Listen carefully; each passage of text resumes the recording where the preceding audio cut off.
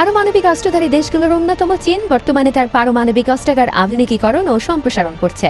দেশটির কাছে প্রায় 410টি নিউক্লিয়ার ওয়ারহেড রয়েছে বলে মনে করা হয়। এসব বোমা বিভিন্ন প্ল্যাটফর্ম যেমন land based ballistic missile, sea based missile এবং বম্বার প্লেন দিয়ে ব্যবহার করা যাবে। আগামী দশকে দেশটি রাশিয়া মার্কিন যুক্তরাষ্ট্রের ইন্টারকন্টিনেন্টাল ব্যালিস্টিক মিসাইলের সমমানের মিসাইল মোতায়েন করবে বলে খবর রয়েছে।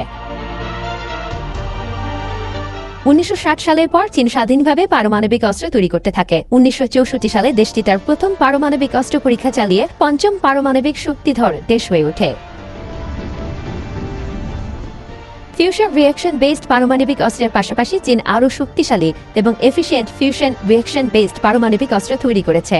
1967 সালে চীন তার প্রথম যে হাইড্রোজেন বোমার পরীক্ষা চালায় তার শক্তি হিরোশিমা এবং নাগাসাকিতে ফেলা পারমাণবিক বোমার চেয়ে অনেক গুণ বেশি ছিল।